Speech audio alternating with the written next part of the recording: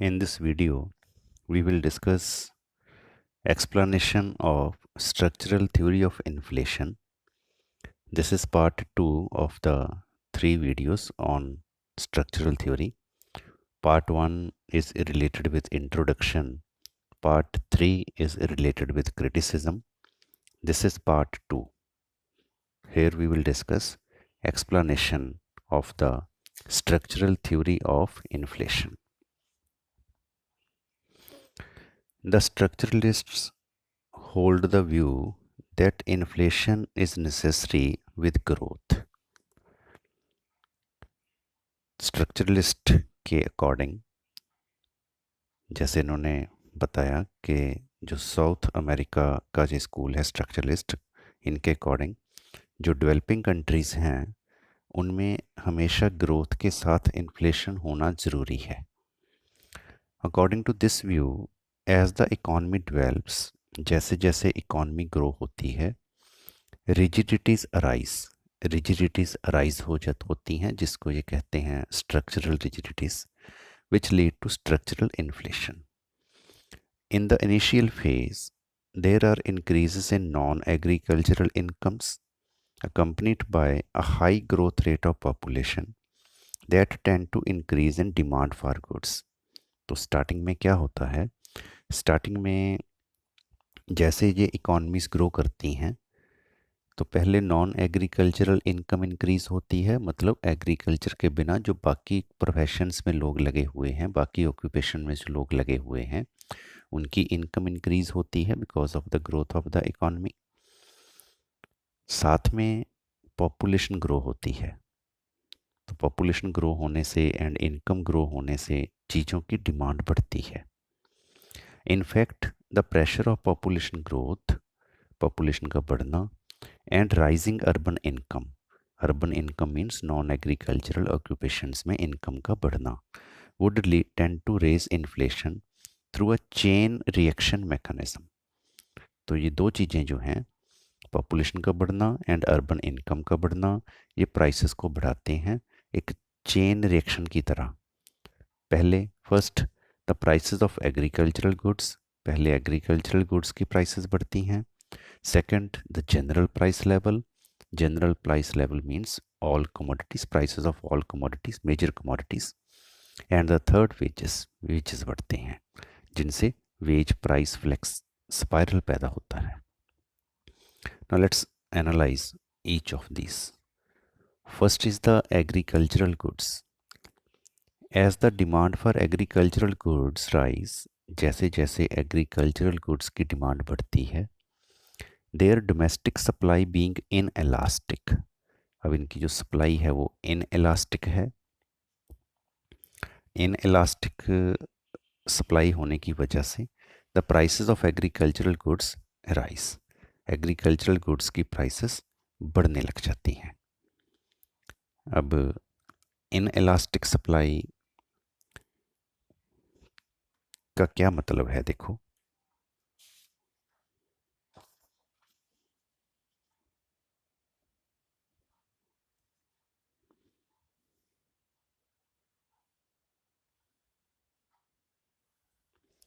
Suppose this is commodity and this is its price.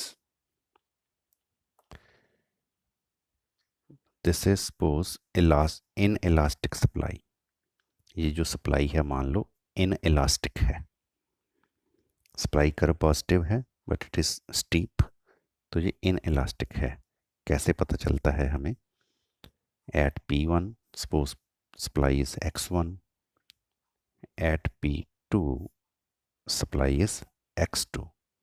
तो इतनी ज़्यादा प्राइस के बढ़ने से थोड़ी सी सप्लाई इंक्रीज हुई, इसलिए हम कहते हैं इनएलास्टिक सप्लाई. तो अगर हम इसके उल्ट इलास्टिक सप्लाई बनाएं,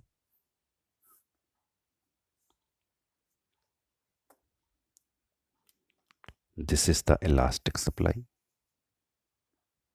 supply curve is positive but is more flat. तो इसमें अगर हम इसी प्राइस के हिसाब से देखें, at P1 supply is this, at P2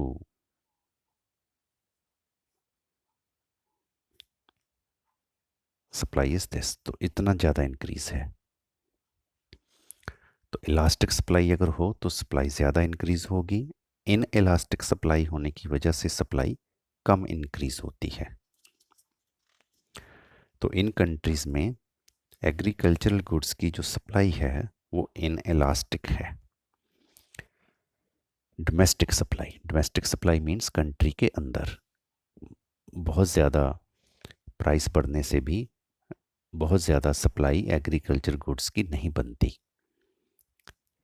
the output of these goods does not increase when their prices rise, price rise होने से भी सप्लाई नहीं होती। क्यों? Because their production is inelastic है, इलास्टिसिटी कम है, जैसे हमने यहाँ पर देखा। क्यों है? Because due to a defective system of land tenure system ठीक नहीं है। लैंड टेन्योर सिस्टम होता है वेयर लैंडलॉर्ड आप खेती नहीं करता बल्कि रेंट पे लैंड को देता है, तो वो रेंट वाला सिस्टम अगर डिफेक्टिव है। एंड अदर रिजिडिटीज़, और भी रिजिडिटीज़ हैं, जैसे लैक ऑफ इरिगेशन है, लैक ऑफ फाइनेंस है, लैक ऑफ स्टोरेज है, लैक ऑफ मार्केटिंग फैसिलिटीज़ हैं, हार्वेस्ट अच्छी नहीं है। तो कितने ही कारण हैं, कितने ही रिजिडिटीज़ हैं domestic supply of agriculture goods के इन इलास्टिक होने के, एग्रीकल्चर गुड्स की डोमेस्टिक सप्लाई ना बढ़ने के। तो इस वजह से प्राइसेस इंक्रीज होती हैं, क्योंकि डिमांड इंक्रीज्ड है, सप्लाई इंक्रीज हो नहीं रही। तो इसका सोल्यूशन क्या हो सकता है? To prevent the continue rise in prices, इसको रोकने के लिए, of agricultural products specially food products, they can be imported, तो इनको इम्पोर्ट किया जा सकता है।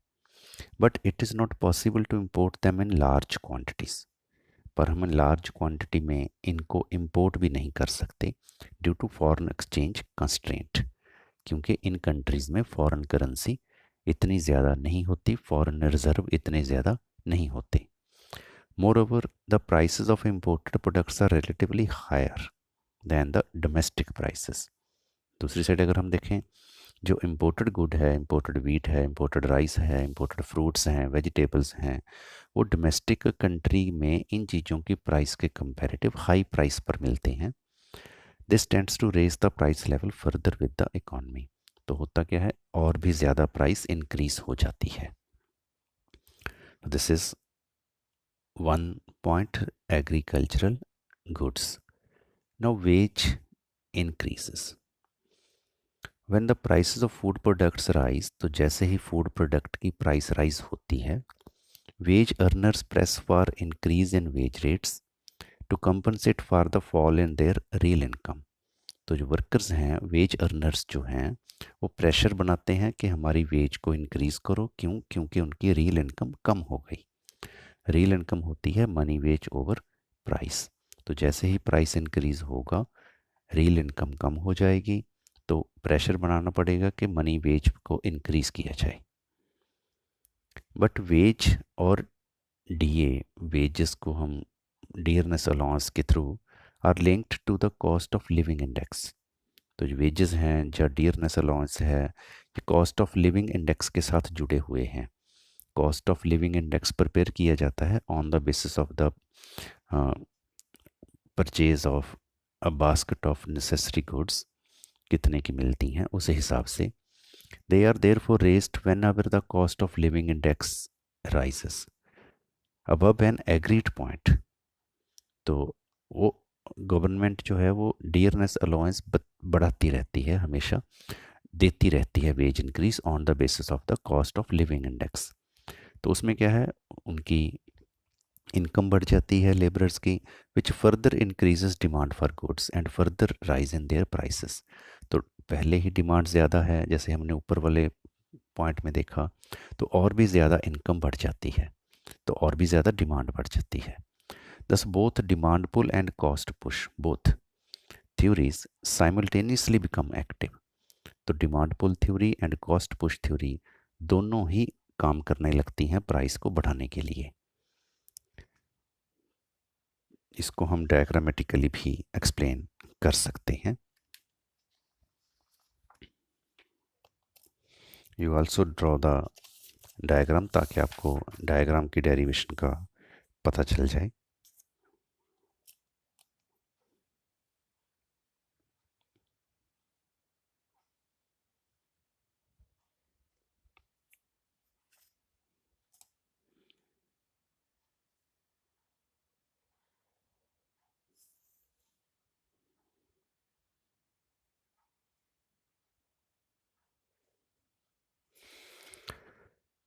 Horizontally we are taking output, vertically price.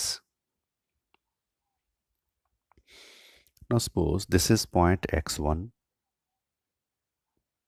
this is at the full employment level, maximum output level. ये हमें एक ऐसी दीवार देता है जिसके राइट हम नहीं जा सकते। इससे पहले हम सप्लाई को बढ़ा सकते हैं, पर इसके राइट हम सप्लाई को नहीं बढ़ा सकते, तो इसके बाद हम इसके ऊपर ही चलने लगते हैं। तो सप्लाई कर्व जो है, सप्लाई कर्व कुछ ऐसी बन जाती है, यहाँ पर आके वर्टिकल, इससे पहले पॉजिटिव हो सकती है। This is the supply curve, suppose S1.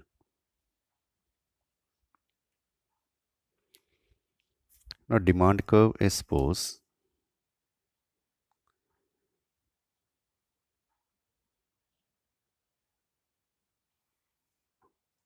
D1.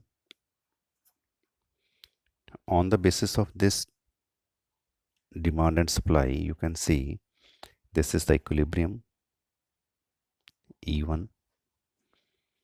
Equilibrium output is this X1, and price is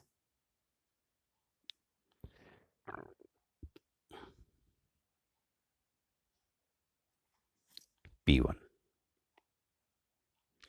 This is initial point. अब हम इसमें ये दिखाएंगे कि अगर कॉस्ट पुश इन्फ्लेशन हो, सप्लाई इंक्रीज होने से इन्फ्लेशन हो, सप्लाई कम होने से सॉरी, तो प्राइस कितना बढ़ता है। अगर डिमांड पुल इन्फ्लेशन हो, डिमांड बढ़ने से इन्फ्लेशन हो, तो प्राइस कितना बढ़ता है।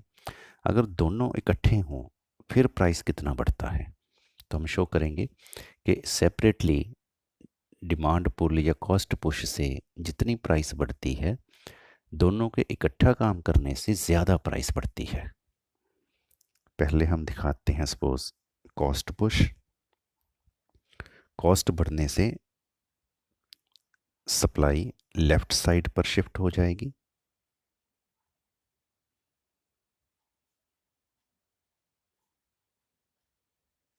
Suppose this is S0, supply कम हो गई।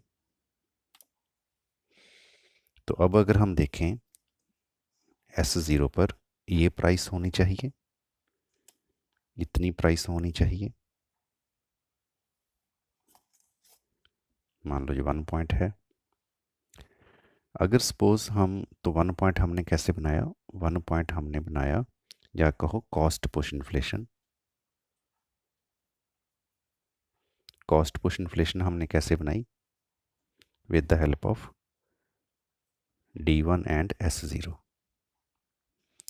तो अगर हम सिर्फ डिमांड पुल इन्फ्लेशन बनाएं, डिमांड के बढ़ाने से, डिमांड को हम राइट साइड पर शिफ्ट करें,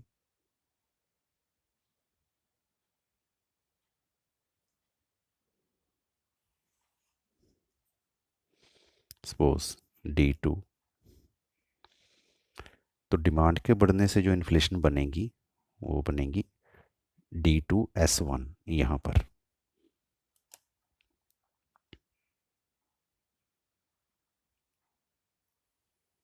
ये 2 नंबर पॉइंट है मान लो। तो ये हमने कैसे बनाया, डिमांड पुल इन्फ्लेशन, ये बनाया हमने D2 एंड S1 से, S1 एंड D2। तो हमने देखा अगर सिर्फ कॉस्ट पुश हो तो इन्फ्लेशन यहाँ तक होगी, अगर डिमांड पुल हो तो यहाँ से लेकर यहाँ तक होगी। बट अगर दोनों हो दोनों हम कैसे देखेंगे? With the help of D2 and S0, D2 S0, ये वाला पॉइंट। तो इन्फ्लेशन यहां तक होगी, दिस इज सपोज E2।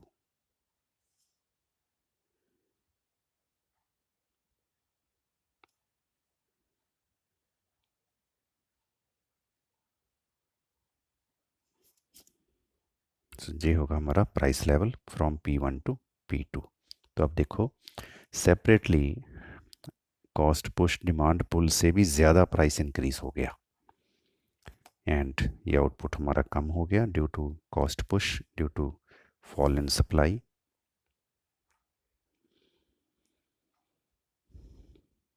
तो दोनों पॉइंट इकट्ठे अगर हो जाएंगे तो बहुत ज़्यादा इन्फ्लेशन हो जाएगी, ये इस थ्योरी का मानना है।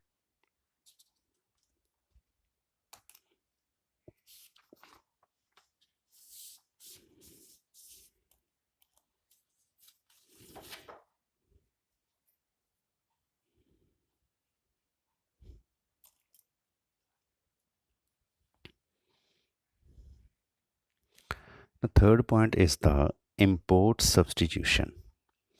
Another cause of structural inflation is that the rate of export growth in a developing economy is slow and unstable, which is inadequate to support the required growth rate of the economy. तो ये तीसरा कारण है कि जो developing countries हैं, developing countries में जो एक्सपोर्ट की ग्रोथ रेट है वो स्लो है एंड अनस्टेबल है। अनस्टेबल का मतलब कभी ग्रोथ बहुत ज़्यादा हो जाती है, कभी ग्रोथ बहुत कम होती है। तो ये स्टेबल ग्रोथ नहीं होती, ऐसे अप डाउन होते हैं, इसमें अनस्टेबल ग्रोथ होती है। तो ये उतनी एडिक्वेट नहीं है, उतनी नहीं है ग्रोथ जितनी इकोनॉमी ग्रोथ को चाहिए। The sluggish means slow growth. The sluggish growth rate of exports and foreign exchange constraint. तो अब ये दो प्रॉब्लम्स हैं, एक तो एक्सपोर्ट की ग्रोथ कम है, दूसरा फॉरेन एक्सचेंज ज़्यादा इन कंट्रीज़ के पास नहीं है, फॉरेन की करेंसी ज़्यादा इनके पास नहीं है।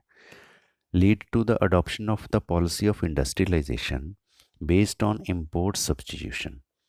तो अब ये क्या करना पड़ता है इनको, इनको ऐसी पॉलिसी इंडस्ट्री की बनानी पड़ती है, ऐसी इंडस्ट्रीज़ लगानी पड़ती हैं अपनी कंट्री में जो वो चीज़ें बनाएं जो हम इंपोर्ट करते हैं उनके जैसी हों, जिसको हम कहते हैं इंपोर्ट सब्स्टिट्यूशन। तो such a policy necessitates the use of protective measures, which in turn tend to raise the prices of industrial products। तो अब इसमें क्या होता है, हमें ऐसी इंडस्ट्रीज लगाने के लिए जो इम्पोर्टेड गुड जैसी चीज़ बनाएं, प्रोटेक्टिव मेज़र अपनाने पड़ते हैं। प्रोटेक्टिव मेज़र जैसे इंपोर्ट टैरिफ को बढ़ा देना, या डायरेक्टली चीज़ों के इंपोर्ट को रोक देना, कोटा फिक्स कर देना, क्वांटिटेटिव रिस्ट्रिक्शंस लगा देना मान लो। तो उसमें क्या होता है, उसमें इंडस्ट्रियल प्रोडक्ट की प्राइसेस बढ़ जाती हैं and incomes in the non agriculture sector. तो अब जी दो काम हो रहे हैं, देखो, एक तो बाहर से हमने चीज़ों को रोक दिया, चीज़ों की सप्लाई कम हो गई तो इंडस्ट्री गुड्स की प्राइस बढ़नी स्टार्ट हो गई। दूसरा, हमने डोमेस्टिक जो रिसोर्सेज थे हमारे, उनको हमने इम्पोर्टेड गुड्स पैदा करने में लगा दिया, और वो अभी लर्निंग स्टेज में हैं, तो ज़्यादा प्रोडक्शन हो नहीं रहा। साथ में जैसे ही हम इंडस्ट्री सेट करेंगे, नई इंडस्ट्री लगाएंगे एक्सपोर्ट प्रमोशन वाली, तो उसमें, या इंपोर्ट सब्स्टिट्यूशन वाली, तो उसमें लोगों को इनकम होगी, thereby leading to further rise in prices. तो उसमें क्या होता है, उसमें और भी ज़्यादा फिर प्राइसेस बढ़ जाते हैं। Moreover this policy leads to a cost push rise in prices. तो ये जो पॉलिसी है इंपोर्ट सब्स्टिट्यूशन वाली, ये कॉस्ट पुश इन्फ्लेशन पैदा करती है because of the rise in prices of imported materials and equipment and protective measures. तो प्रोटेक्टिव मेजर अपनाए हैं गवर्नमेंट ने, सप्लाई कम हो गई, दूसरा, जो इम्पोर्टेड मटेरियल है, अब हमें इम्पोर्टेड गुड जैसी गुड बनानी है, तो उसके लिए हमें मटेरियल बाहर से मंगवाना पड़ेगा, इक्विपमेंट मान लो बाहर से मंगवाने पड़ेंगे। अब उनकी प्राइस ज़्यादा है, इस वजह से हम वो ज़्यादा मंगा नहीं पाएंगे, इस वजह से हम ज़्यादा पैदा नहीं कर पाएंगे, तो सप्लाई कम होने के ये कारण बनेंगे। सप्लाई कम होने का मतलब cost push inflation. The policy of import substitution also tend to be inflationary because of the relative inefficiency of the new industries during the learning period. अब जो ये इंडस्ट्रीज़ हैं जिनको हमने इम्पोर्टेड गुड जैसी गुड बनाने के लिए लगाया है, ये इंडस्ट्रीज़ अभी अपनी लर्निंग स्टेज में हैं। अभी वो इम्पोर्टेड गुड जैसी गुड बनाना सीख रहे हैं, कोशिश कर रहे हैं, ट्राई कर रहे हैं। तो उस टाइम वो उतना ज़्यादा एफिशिएंटली प्रोडक्शन नहीं कर पाते, तभी हम कहते हैं कि ये रिलेटिवली इनएफिशिएंट हैं। तो जिस वजह से प्रोडक्शन कम होता है और प्राइसेस बढ़ते हैं। The secular deterioration in the terms of trade of primary products of developing countries further limits the growth of income from exports, which often lead to the exchange rate devaluation. अब जो terms of trade हैं, terms of trade क्या होती हैं? जैसे मान लो दो countries ने ट्रेड करना है, ए एंड बी कंट्रीज़ ने, तो दोनों जब ट्रेड करेंगे तो दोनों कुछ रूल्स बनाएंगे, रेगुलेशंस बनाएंगे, कुछ एग्रीमेंट्स करेंगे कि कितनी प्राइस हो, कितना आउटपुट सेल करना है, कौन सी चीज़ लेनी है, देनी है। तो उस हिसाब से ये जो टर्म्स ऑफ ट्रेड हैं, ये डेवलपिंग कंट्रीज़ के फेवर में अक्सर नहीं होती। क्यों? क्योंकि जो डेवलपिंग कंट्रीज़ हैं, developing countries mainly primary product export करते हैं। अब ये प्राइमरी प्रोडक्ट, एक तो वैसे ही इनकी प्राइसेस कम है, दूसरा इनकी मार्केट में फिर वैल्यू कम हो जाती है। तो एक तो कम एक्सपोर्ट होते हैं, दूसरा उसकी वैल्यू कम है। जो हम चीज़ मंगवा रहे हैं, इंपोर्ट कर रहे हैं, या दूसरी कंट्री, डेवलप कंट्री जो हमें एक्सपोर्ट कर रही है, उसकी वैल्यू ज़्यादा है, क्योंकि हम रॉ मटेरियल की जगह फिनिश्ड प्रोडक्ट मंगवा रहे हैं, या मान लो रॉ मटेरियल अगर मशीन मंगवा रहे हैं तो हैवी मंगवा रहे हैं, कॉस्टली मंगवा रहे हैं। तो ज़्यादा तौर पे जो डेवलपिंग कंट्रीज़ हैं उनके फेवर में ये टर्म्स ऑफ ट्रेड नहीं बनती, जिस वजह से इन कंट्रीज़ को एक्सपोर्ट से ज़्यादा इनकम नहीं होती, because of the primary goods, because of the value, less value of the primary goods. तो एक्सचेंज रेट इनकी और भी कम हो जाती है,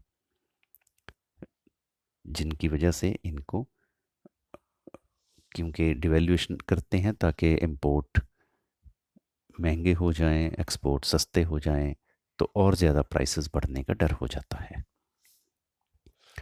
then tax system. The nature of the tax systems and budgetary processes also help in accentuating. Accentuating means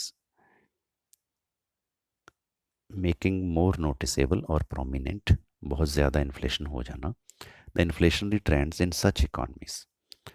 तो tax system इस country में, जब बजटरी प्रोसेस जो है इस कंट्री में, वो भी इन्फ्लेशन पैदा करती है।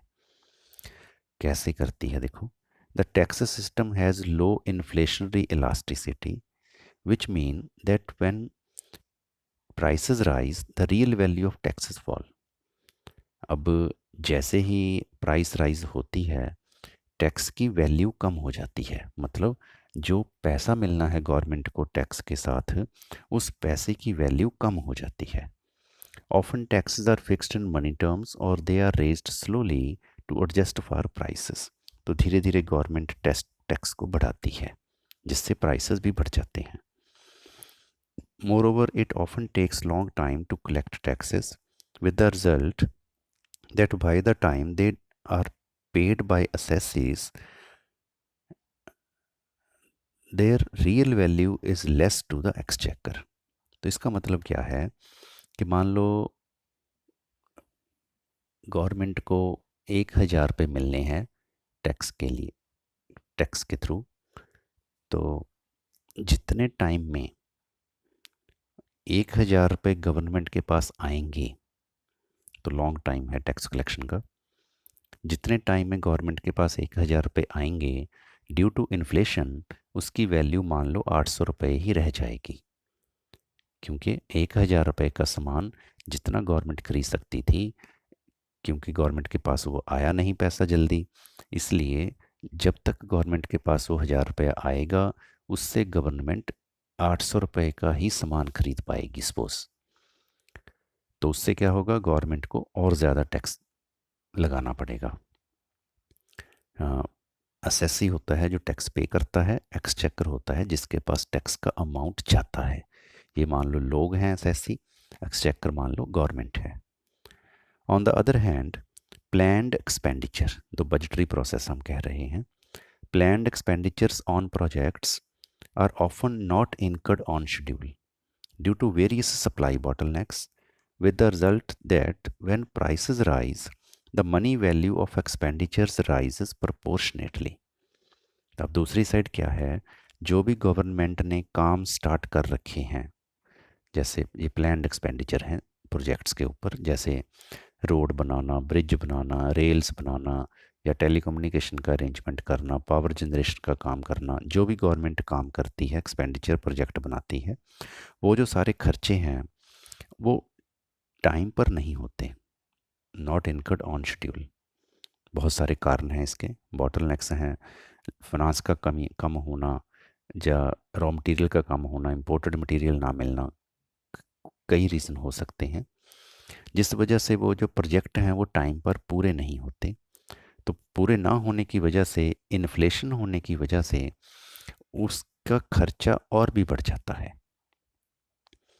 जैसे मान लो कोई 5 करोड़ रुपए का प्रोजेक्ट है, गवर्नमेंट ने सोचा पूरा हो जाएगा 5 करोड़ में, पर वो मान लो टाइम पर पूरा नहीं हुआ, उसको डिले हो गया बहुत ज़्यादा, तो अब इन्फ्लेशन होने की वजह से वो प्रोजेक्ट जो है वो 5 करोड़ की जगह 8 करोड़ रुपया लग रहा है उस पर। तो ज़्यादा पैसा चाहिए गवर्नमेंट को। As a result of fall in the real value of tax collection and rise in money value of expenditure. अब यहाँ पर ये देखो 2 पॉइंट हैं। गवर्नमेंट ने सोचा था कि 5 करोड़ रुपए का प्रोजेक्ट है, 5 करोड़ रुपया गवर्नमेंट ने टैक्स सोचा था कि आ जाएगा, अब टैक्स जो लेट आया उसकी वैल्यू 5 करोड़ की बजाय 4 करोड़ ही है, मान लो। दूसरा, जो प्रोजेक्ट है, प्रोजेक्ट जो 5 करोड़ का था वो पूरा टाइम पर ना होने की वजह से उस पर अब लग रहा है मान लो 8 करोड़ रुपया। तो दोनों तरफ से प्रॉब्लम आ जाती है। जो टैक्स से अमाउंट कम हुआ वो कम रह गया, जो प्राप्त हुआ वो कम रह गया, जो टैक्स से अमाउंट मिला, और जो एक्सपेंडिचर करना है वो ज़्यादा हो गया, ज़्यादा करना पड़ेगा। तो governments have to adopt larger fiscal deficit, जिस वजह से गवर्नमेंट के फिस्कल डेफिसिट बढ़ जाते हैं। गवर्नमेंट बोरो करती है या फिर करेंसी प्रिंट करती है या फिर डेफिसिट फाइनेंस अपनाती है, जिससे further accentuate inflationary pressure, economy में और ज़्यादा इन्फ्लेशन हो जाता है। Then money supply. So far as the money supply is concerned, it automatically expands when prices rise in a developing country. तो डेवलपिंग कंट्रीज में ऑटोमेटिकली जैसे जैसे प्राइस बढ़ती है मनी सप्लाई बढ़ जाती है। क्यों? As price rises firms need larger funds from banks.